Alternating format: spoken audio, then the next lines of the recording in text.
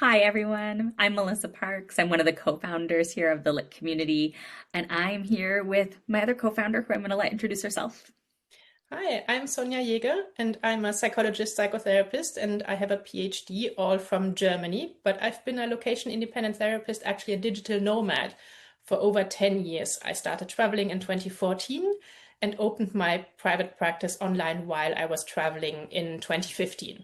And I do have some home bases on different continents now, but I keep traveling and working with international clients in German, French, and English.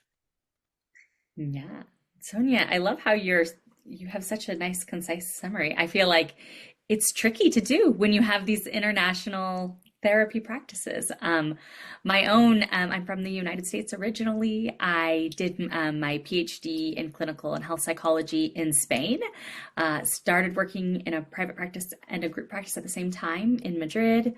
Uh, moved was kind of dipping my toes into online work at that time. And then when I moved to the Netherlands, to Amsterdam, I went fully online in 2016, 2017, which was very, like, that's around the time I met you, Sonia. And it's a time that not many people were doing this, believe it or not. So it was an exciting and a little bit nerve-wracking time to work online. I've worked through over the years with clients around the world, mainly expats. I do work a lot with entrepreneurs as well. Um, but now I moved back to the US 2019 now. I've been back here for a few years now, and I made a switch to coaching. For me, that's what made the most sense for continuing to work with clients around the globe. It does mean that I refer out some of the clients who I loved working with previously as a psychotherapist, but I love having the Lit community and having great colleagues that I can refer people to who also work with international clients. So that's my story in a nutshell. Yeah, figuring out the legal side of this is such a big part of it. And I always say that being a digital nomad makes things easier because you never have to actually move somewhere. As long as you keep traveling, you can do it fairly easily. There's still a lot to figure out depending on which country you're licensed in, where you're actually staying. There's so many different things. But having colleagues and the inspiration and the support from colleagues who know what it's like and who are doing it as well and knowing it's possible is so helpful. When I started, the main problem in Germany was not just the legal aspect, which was it just doesn't exist, we can't do this, but it was also the mindset of online therapy does not work. While there were studies out there, so many studies showing that it works and that it's possible, and other countries were doing it already. Only once I started looking outside of the German system, I realized how many countries had already figured this out and had set up systems, including the US. So a lot of studies came from the Netherlands, for example, at the time. They were really big on that. And Germany was not just, it's not part of our healthcare system, it's also like completely illegal to work online as a therapist. That changed in 2018. And since then, things obviously with the pandemic, things have changed even more. But so figuring out how to do it in a way that's legal, but also ethical, but also sustainable and works for us is such a big part of it. But both our stories show that it is possible.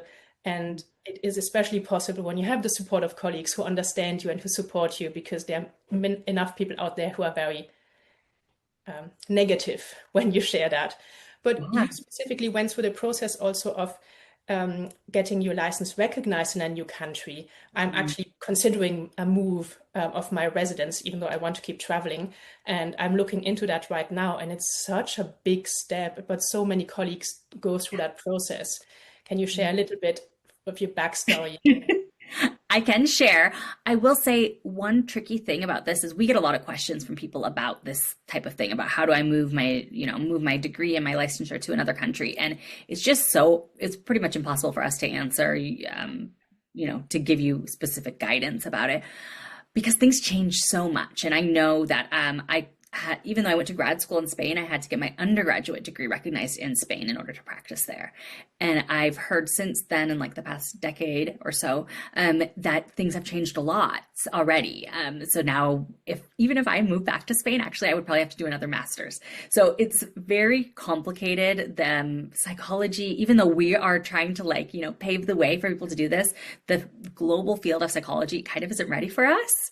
And so it is difficult. And uh, it's just a better option for people to do like what you're doing, Sonia, right? Which is just not work, like don't work offline at all. Only work online with people who your licensure allows you to work with, even if you've relocated. That's not always an option, but often that is still what we see to be the easiest path forward. I went through the 2-year process there in Spain, then went to the Netherlands, and then coming back to the US is when I made that switch to coaching, because it was just it seemed like more of a long-term, I don't know how long I'll stay in the US. I still have like really strong ties through me and through my husband to Spain. So that might be in our future again. And so coaching was a way for me to feel more location independent, and not need to get licensed and potentially do even more grad school again. And I think the main thing we can share and that we keep sharing is it's complicated, but it's possible. There are always ways to make it work. Sometimes it means you have to switch something. Sometimes it might mean you have to change something, but our businesses have changed over time. When I started, I thought I would only do the online counseling stuff. Now I do 3 other things as well. I love having set up over time a business that allows me to have different offers, do different things, have a lot of variety in my work, I still love the one-on-one work and I would not want to stop doing that. But I love that I don't see more than 10 or 12 clients a week and that I take up to 3 months of holidays a year and that I get to travel while I'm doing all of that. And then we created a community, which is basically our second business because we ourselves had a need for this community and wanted something like that, but also because we saw a need out there. And we created a community that we both really enjoy being a part of. And then I also do workshops and talks, both for colleagues, but also for companies. I am in the process right now, while we're recording this, of launching an online course for colleagues, German-speaking one. And yeah, we have a lot of different things that we can do when we have an online business like ours. And I really like my work and my life. And I hope my main goal with anyone watching this is that we inspire you to find your way.